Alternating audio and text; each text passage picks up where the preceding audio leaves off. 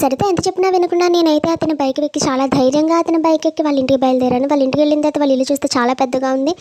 వాళ్ళ ఇల్లు చూసి డబ్బున్నవాడు అనుకున్నాను కానీ ఇంత డబ్బున్నవాడని అనుకోలేదని చెప్పి అనుకున్నాను. వెళ్ళగానే మీ అమ్మగారు ఏరని అడిగితే ఆ అబ్బాయి వాళ్ళ ఇంట్లో నౌకర్లను అడిగితే లేరు ఇప్పుడే బయటికి వెళ్ళారండి అని చెప్పారు. సరే అమ్మ బయటికి వెళ్ళింది కదా ఇల్లు చూద్దువు కానీ అని చెప్పి అన్నాడు. సరే అని చెప్పి ఇల్లు చూస్తుంటే ఇల్లు చాలా బాగుంది. తన బెడ్రూమ్ దగ్గరికి వచ్చేటప్పటికి అది కూడా చూపిస్తానన్నాడు. అది కూడా చూస్తుంటే నేను అనుకున్నా వీళ్ళ ఇంట్లో వాష్రూమ్ అంతా కూడా లేవు, మా జీవితాలు నన్ను ఎందుకు లవ్ చేశాడు అని చెప్పి అనుకున్నాను నేను. అనుకున్న తర్వాత తను అడ్వాంటేజ్ తీసుకోవడం స్టార్ట్ చేశాడు. ఏంటిది అని అంటే లేదు లవ్లో ఇవన్నీ కామన్ కదా అని చెప్పన్నాడు. అందరి దగ్గర కామన్ ఏమో కానీ నా దగ్గర అయితే ఇది కామన్ కాదు, నేను అలాంటి దాన్ని కాదు.